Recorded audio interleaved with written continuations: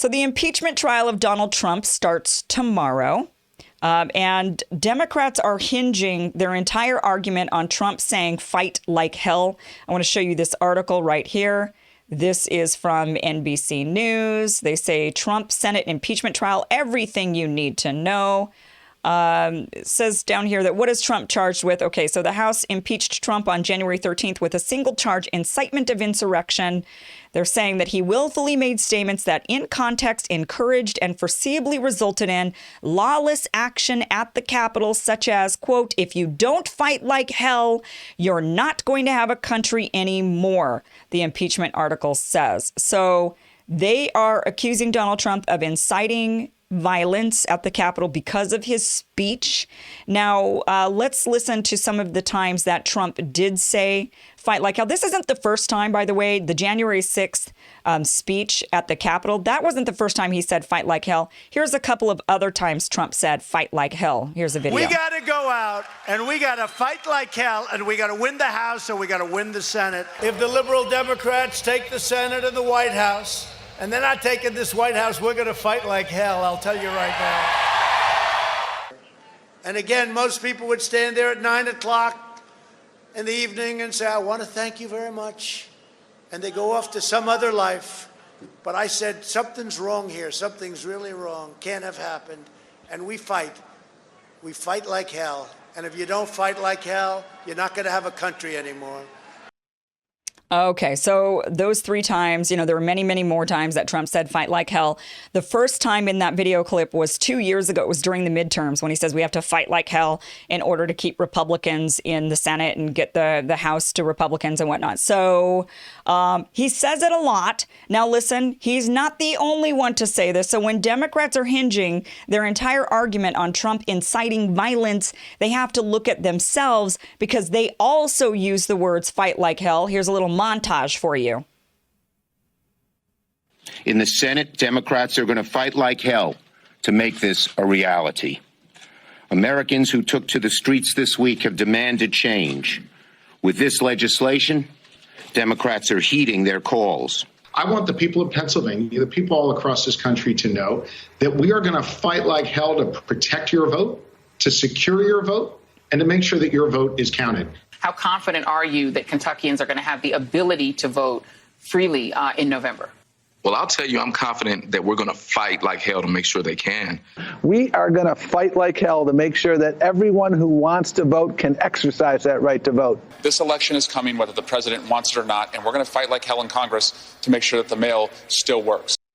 So there you go. I mean, look, everybody uses the term fight like hell. We cannot start turning these phrases that are really normal political phrases into a call for violence. We say fight. We say push. We say, we use these words all the time. Force, force the vote. Fight like hell. Push for change. We say all of these things. That is normal part of discourse. Nobody actually takes it literally. Nobody actually says, well, I heard you say this, and so now I've gone out there and I've actually done it. You said fight, I did. Look, when Steve Scalise was shot by a Bernie Sanders supporter, he didn't turn around and blame Bernie and say, well, you were saying fight for Medicare for all. And this guy actually came and fought for Medicare for all. Nobody actually does this sort of blame thing. But now that Democrats are using this and saying, okay, this is a reason to impeach a person, a president, or anybody, this is going to be extremely dangerous going forward. On one hand, I think, okay, this is going to be really dangerous because what is going to happen? Now they're going to say anybody who uses these sorts of language, these words, this language is potentially a sitting duck for some sort of political retaliation, whether it be impeachment or, how they just forced Marjorie Taylor Greene. They forced her out of her committee hearings, or committee seats. So they're going to be using these phrases and saying, well, you went up there and you did and you said these things. They're going to use it as an excuse for political retaliation, which is a dangerous precedent to set because, look, I want Congress to actually do a job, do a damn job. They are the most ineffective branch of government. They do nothing. They sit around and they point the finger at one another, and they make the American people believe that the other side is evil. And if the other side wins, all hell breaks loose. Literally, the world will turn to hell.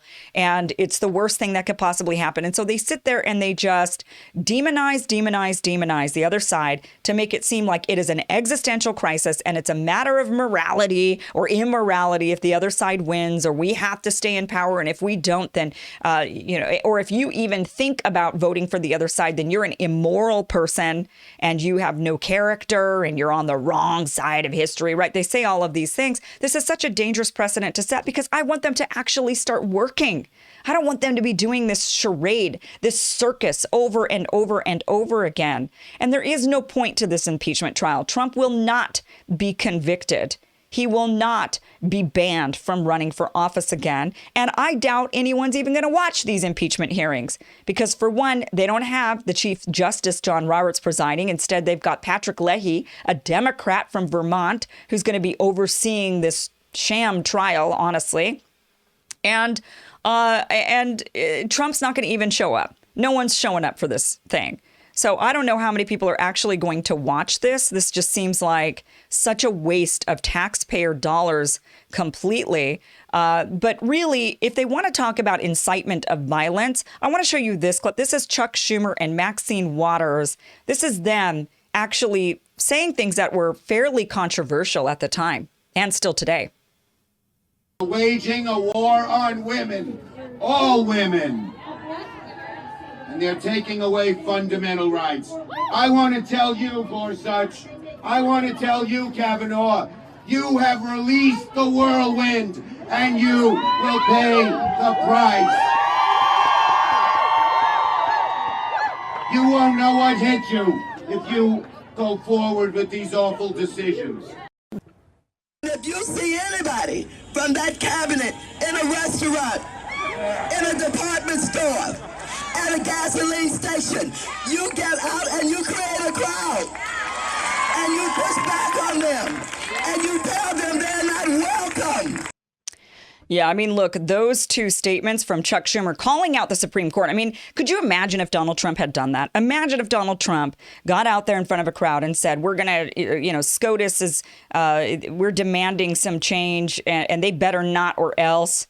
The media would have gone nuts over that. They would have said, how dare he go after and politicize the Supreme Court of the United States, turning them into some sort of toy for political fodder. They would have gone after him had he done what Chuck Schumer did and said they will feel a reckoning or whatever Chuck said that was quite aggressive against the Supreme Court. Maxine Waters, of course, made an extremely aggressive comment there, saying that if you see anybody from the Trump administration, you create a crowd, you push back. I mean, imagine if Donald Trump had said that about Maxine Waters. Maybe he did. I mean, and that's the thing. During the course of the last 4 years, there have been much more violent rhetoric coming from both sides of the aisle. Trump, I mean, all the things he was saying about lock Hillary up, lock her up. And they didn't impeach him over that, but they're going to impeach him over standing out in front of the Capitol, encouraging a protest. Look, encouraging a protest is our democratic right. That is part of being a democracy, including political leaders. If our political leaders with the loudest voices are not able to call for protest, then who can? That's the very person you need to call for protest. And look, and then you say, well, but it's because he was calling for protest of something that was completely false, something that was a complete fake narrative. It was a sham. Fine. OK, that might be true, but it doesn't take away the right to be able to do that. Every protest that there's out there, every single protest, there's another side to that protest thinking it's a sham. And so we can't say this protest is allowed and this one is not allowed because this one's a sham and this one isn't. Every single protest in existence, there's somebody who thinks it's a sham protest. So when we go down this road, it doesn't matter. My personal feelings about what Trump was claiming with election fraud, my personal feelings about why they were protesting is irrelevant. Your personal feelings about that are irrelevant. The only thing that matters is the right to be able to do it. And the only thing that matters is protecting that right. So when these lawmakers want to go and say that, well, for a month, he was going down this road, calling it a sham election, discrediting the election results. What were they doing for 4 years when they were talking about Trump being a Putin puppet, when they were talking about Russian election meddling? They were calling our elections into question. For 4 years, they've called our elections into question, and they continue to call our elections into question. They continue to say, oh, no, there might be another Russia that comes in and takes over. And this might happen again to us. And we have to do everything we can to stop this from happening again. And so what they do is they tell everybody, well, then we got to start censoring. We have to start censoring people because that's the only way to stop the disinformation that's being spread out there. And really what they're saying is they want to stop dissent. They don't want to just stop disinformation because who's the judge of that? Everybody believes something else. There's always going to be dissent for absolutely everything. And you know what? In a healthy democracy, we just allow it to happen. And in a healthy democracy, we counter it with healthy debate, with healthy discourse. But now in today's age, in this sham impeachment that's going on, and I really hope that they don't get any ratings. I hope that, right now CNN is tanking, MSNBC is tanking, all those networks are tanking. They're worried about their ratings. I really hope that this impeachment does not boost their ratings because it only encourages them to continue on with it. So make yourself a pledge. Don't watch it. You're probably not going to watch it anyway, but don't do it. Don't allow their ratings to go up because then they're going to continue this behavior. It's encouraging them. And you don't want to encourage them and this kind of behavior because this is the death of our democracy. What we're seeing right now, this retaliation. And you know what? Look, I don't feel that bad for Trump because he kind of started it with the whole lock her up stuff. I mean, really, look, again, personal feelings aside about Hillary Clinton, if she committed a crime, she needs to be held accountable for that crime. If it was a political crime, we absolutely can call her on it. She didn't become president, right? So we did. We called her out for it. She didn't win. She didn't get what she wanted. The people handed it to her and said, nope, not going there. So that's the way we handle these situations. And, we don't go and say we're going to go after our political opponents. So I don't really blame, look, at this point, it's kind of karma that what's happening to him.